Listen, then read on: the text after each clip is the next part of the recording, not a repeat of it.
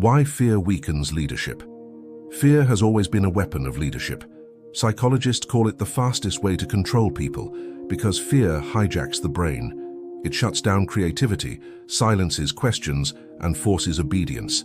That's why insecure leaders reach for fear first. It looks powerful. But here's the truth: fear is brittle. It creates submission, not commitment. It breeds silence, not loyalty, and history proves it never lasts. Think of Joseph Stalin. He ruled through fear, purges, and secret police. Millions obeyed, but no one trusted. The moment his grip loosened, his empire unraveled. As Franklin D. Roosevelt once declared in the heart of crisis, the only thing we have to fear is fear itself. Stalin built with fear, and fear consumed his legacy.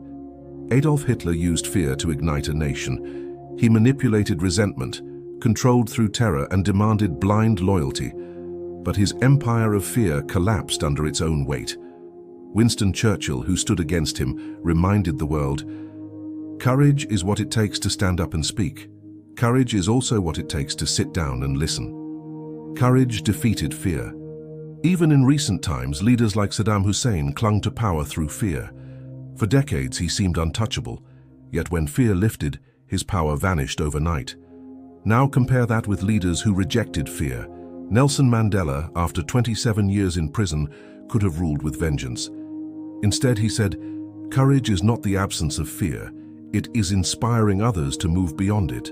By choosing reconciliation over intimidation, he built trust strong enough to hold a divided nation together. Abraham Lincoln led through one of the bloodiest wars in history. He could have used fear to tighten control. Instead, he appealed to vision and unity. "Government of the people, by the people, for the people shall not perish from the earth."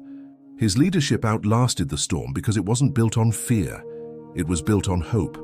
Psychology confirms what history shows. Fear drains energy. It paralyzes innovation. People under fear do just enough to survive, never enough to thrive. But courage empowers. Trust liberates. And when people feel safe, their potential multiplies. The verdict is clear. Fear weakens leadership because it destroys trust. It may control for a season, but it never inspires. Fear dies with the tyrant. Courage builds with the leader. So here's the choice: rule through fear and crumble, or lead through courage and endure.